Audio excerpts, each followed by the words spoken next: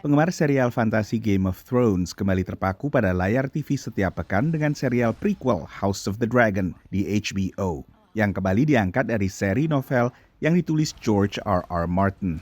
There is room for lots of invention as long as you're tracking along the waypoints that George gives you in the history. So you're moving from place to place in the timeline. It's just how you got there and why those decisions were made that I think will surprise fans who are even very well read in terms of Fire and Blood. People that know the history very well won't see a lot of this stuff coming simply because we had to make it up.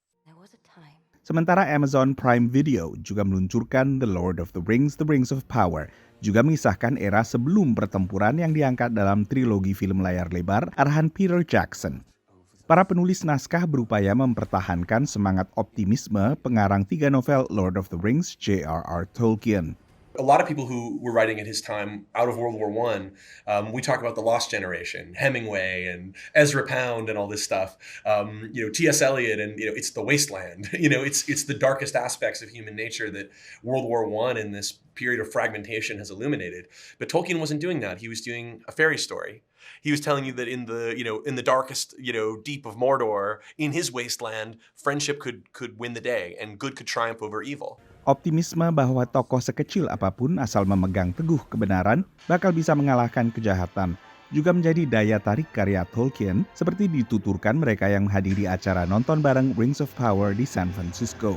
It's a lot of fun to kind of get out of your normal day life and just kind of go do something else and be somebody else. So I think that's another reason why I like stuff like these kind of movies, like these high fantasy movies, are so great for everybody.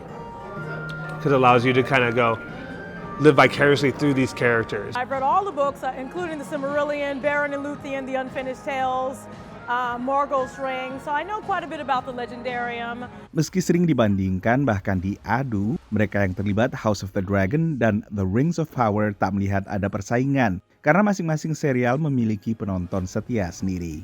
Adaptasi dari novel fantasi atau fiksi ilmiah akhirnya menjadi salah satu formula yang sering dicoba dan kadang juga sukses oleh layanan streaming video yang berlomba-lomba untuk menghadirkan konten original bagi penontonnya. Episode perdana House of the Dragon misalnya akhirnya sukses karena ditonton sekitar 10 juta orang di Amerika Serikat. Dan ini adalah episode perdana yang paling banyak ditonton dalam sejarah HBO. Dari Washington DC, saya Nova Purwadi dan tim VOA.